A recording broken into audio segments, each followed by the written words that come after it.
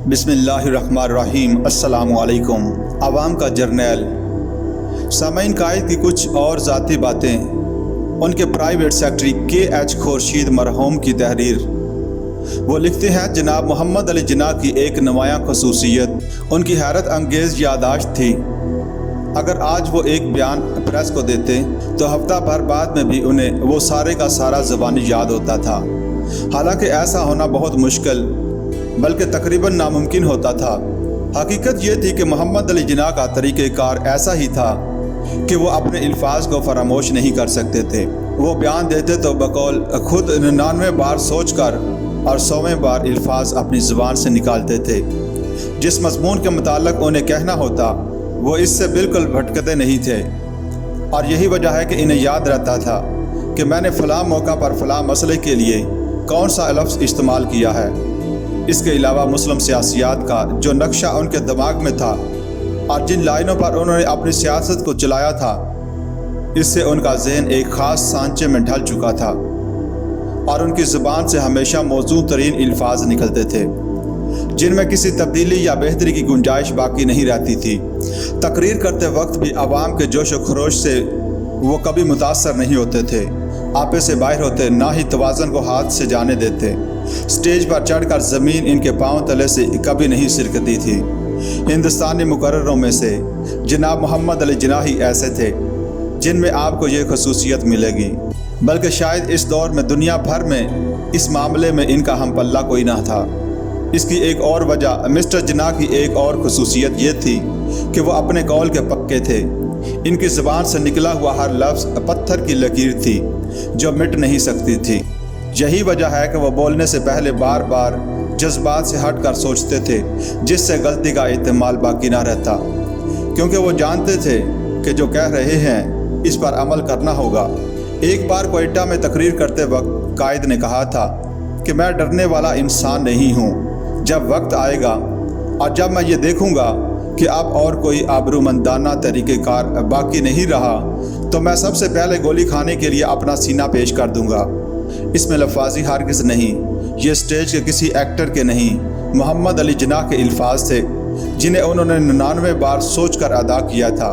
اگر ایسا کوئی موقع آتا تو قائد ایسا ہی کرتے اور واقعی گولی کھانے کے لیے اپنا سینہ پیش کر دیتے۔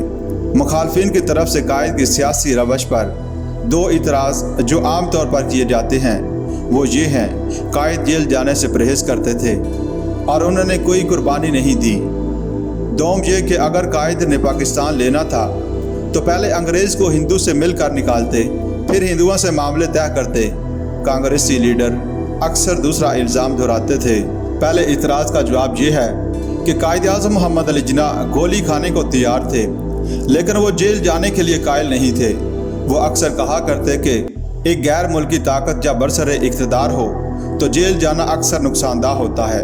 ہاں، اپنی قومی حکومت کے خلاف احتجاج اور ایجیٹیشن کا مؤثر ذریعہ جیل ہے۔ بیرونی طاقت کا مقابلہ خود اپنے آپ کو بے بس اور محبوس کر دینے سے نہیں ہو سکتا۔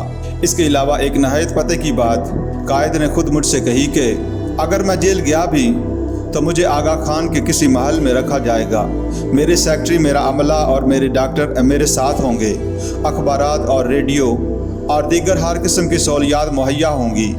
اصل جیل تو عوام کے لیے ہے، اور جب تک اس کی ضرورت نہیں، بلا وجہ اور بے فائدہ عوام کو نقصان پہنچانا میری سیاست سے خارج بات ہے۔ انہوں نے ایک موقع پر کہا تھا کہ میں آپ کا جرنیل ہوں، میرا کام آپ کو صرف لڑائی کی آگ میں جھونکنا ہی نہیں بلکہ اولین فرض ہے کہ میں پہلے آپ کو تربیت دوں، آپ کو اسلحہ اور ساز و سامان مہیا کروں، آپ کی خوراک، وردیوں، سپلائی، ڈاکٹروں وغیرہ کا بندوبست کروں، آپ کو جنگی نقشہ سمجھاؤں، دشمن کی پوزیشن اور اس کی کمزوریوں سے آگاہ کروں، پھر میں آپ کو حملہ کرنے کا حکم دوں گا۔ اور آپ جانتے ہیں کہ افسر تو افسر معمولی سپاہی کو بھی تربیت دینے کے لیے کئی سال درکار ہوتے ہیں۔ جناب KH خورشید صاحب لکھتے ہیں، قائد اعظم محمد علی جناح کی پالیسی کی توضیح ان سے بہتر الفاظ میں نہیں ہو سکتی کہ یہ ان کے اپنے الفاظ ہیں جو میں نے اپنے کانوں سے سنے۔ جیل میں جانے کے باوجود قائد نے قربانی دی، اور پیشہ ور وکلاء نے اندازہ لگایا ہے کہ اگر قائد دن میں صرف 4 گھنٹے وکلاء اور بیرسٹروں کو قانونی مشورے ہی دیتے تو اس مشورے کی فیس کے طور پر وہ سالانہ لاکھوں روپے وصول کر سکتے تھے۔ اس کے علاوہ امریکہ اور انگلستان کے مشہور ناشروں اور کمپنیوں کی طرف سے انہیں اپنی زندگی کے حالات لکھنے کی درجنوں پیشکش آ چکی تھیں۔ قائد چاہتے تو لاکھوں روپیہ اس طرح کما سکتے تھے، لیکن انہوں نے ہر پیشکش کو رد کر دیا۔ قائد کا وقت، ان کی قابلیت اور ان کی ساری زندگی قومی خدمت کے لیے وقف ہو چکی تھی، یہاں تک کہ ان کی صحت پر بھی زیادہ محنت کا برا اثر پڑا جو انہیں جان لیوا بیماری تک لے گیا۔